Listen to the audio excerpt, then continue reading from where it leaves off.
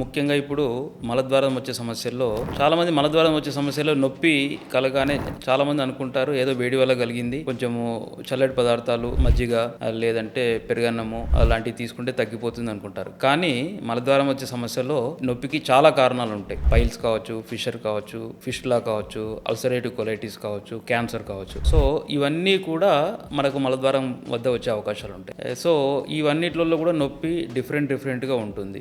So మనకు మలద్వారం వద్ద అంటే మోషన్కి వెళ్ళేటప్పుడు నొప్పి వచ్చిందంటే అది కారణం ఏంటిది అనేది ఫస్ట్ డిఫరెన్షియల్ డయాగ్నోసిస్ అంటే ఎందుకు వచ్చింది అనేది తెలుసుకోవాలి. తెలుసుకున్న తర్వాత దానికి మనము ట్రీట్మెంట్ ఇస్తే అప్పుడు మనకు ఖచ్చితంగా పూర్తిగా ఉపశమనం మళ్ళీ రాకుండా ఉండి రిపీట్గా రాకుండా ఉంటుంది. సో ఈ డిఫరెన్షియల్ డయాగ్నోసిస్ చేసుకోవడానికి మనకు ఖచ్చితంగా ఒక మంచి ఆయుర్వేద డాక్టర్ కావాలి. సో దీనికోసమని మాకు మాధవబాగ్ ఆయుర్వేద హాస్పిటల్లో ఉన్న వివిధ బ్రాంచులు సంప్రదించి మీరు ఈ ట్రీట్మెంట్ తీసుకోగలరు.